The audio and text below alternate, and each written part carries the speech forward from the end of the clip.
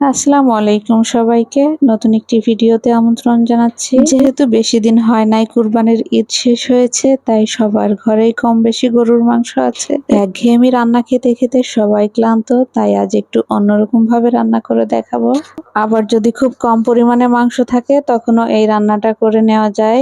এটা কিন্তু সবাই মিলে পেট ভরে খাওয়ার একটা রেসিপি। তো শুরু করি। বেশ কিছু সময় ধরে কিন্তু পেঁয়াজটাকে একটু ভেজে নিয়েছি, তারপরে এলাচ, গরম মশলা, দারচিনি দিয়ে তেজপাতা দিয়ে দিয়েছি। এখন আমার এই যে মশলা এভাবে ফ্রিজে আমি রেখে দিই ছোট ছোট করে কেটে, যাতে রান্নার সময় বের করে দিতে সুবিধা হয়। মশলাটাকে প্রথমেই ব্লেন্ড করে তারপরে বরফ করে তারপর আমি কেটে এভাবে রাখি, তাহলে কিন্তু একদমই সময় লাগে না, ফ্রিজ থেকে বের করেই রান্না করা যায়। যেহেতু মশলাটা বরফ আছে তাই আমি একটু পানি দিয়ে দিলাম গলানোর জন্য। এরপর মশলাটাকে ভালো করে কষিয়ে নিব বাকি গুঁড়া মশলা দিয়ে। এখন আমি ধনিয়ার গুঁড়া দিয়ে দিলাম, 1 চামচের মতো জিরার গুঁড়া দিয়েছি। যেহেতু আমি বাটা জিরাও দিয়েছি তাই গুঁড়া জিরা একটু কমই দিলাম। গরম মশলার গুঁড়া দিয়ে দিয়েছি আর একটু। তারপরে মুরগির মাংসের মশলা, সব ধরনের মশলা আমি দিয়েছি। গরুর মাংসটা ধুয়ে ছোট ছোট করে কেটে রেখেছিলাম। এমনিতে দেখে মনে হয় খুবই পরিমাণে কম, কিন্তু এটা যখন আমি মুগ ডাল দিয়ে রান্না করব তখন কিন্তু 1 কড়াই হয়ে যাবে। এটা দিয়ে 5-7 জন অনায়াসে খাওয়া যাবে, কিন্তু হাফ কেজি গরুর মাংস কিন্তু 5-7 জন ঠিকঠাক মতো খাওয়া যায় না। যখন বাসায় অল্প পরিমাণে মাংস থাকে, হুটহাট করে যদি মেহমান আসে, তাহলে এভাবে কিন্তু আমি মুগ ডাল দিয়ে রান্না করি, তাহলে কিন্তু সবাই মিলে খেতে পারে। এছাড়া রুটি পরোটার সাথেও কিন্তু এটা খেতে অনেক মজা লাগে। আমার ছেলে মেয়ে দুইজনই গরুর মাংস খেতে চায় না, তো এইভাবে যদি রান্না করি তখন ডালটা একটু খায়, আবার 2-1 পিস মাংস খায়। যেহেতু এটা গরু মাংসতে তেল বেশি থাকে আর এর তেলটা ডাউলের সাথে মিশে যায়, তখন খেতে ওদের একটু কম কষ্ট হয়।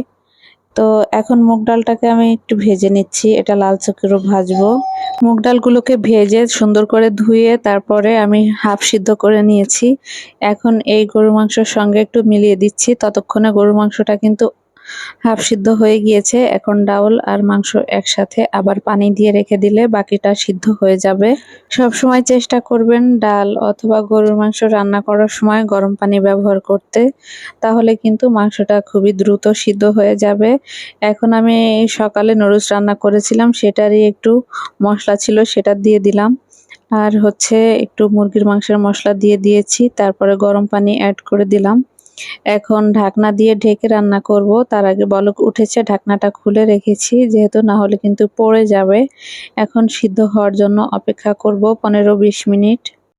প্রায় যখন সিদ্ধ হয়ে যাবে, মাংসটাও সিদ্ধ হয়ে যাবে, ডাল, এখন আমি দিয়ে দিচ্ছি ভাজা জিরার গুঁড়া।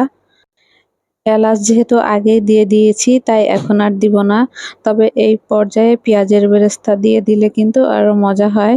তো আমি পেঁয়াজটাও যেহেতু আগেই দিয়ে দিয়েছি, এত আর গর্জিয়াস করতে চাচ্ছি না।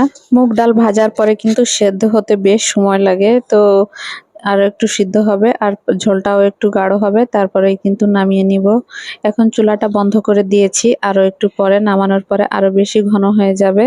তো ভিডিওটা এখানেই শেষ করছি আজকের মতো। সবাইকে আল্লাহ হাফেজ, টাটা।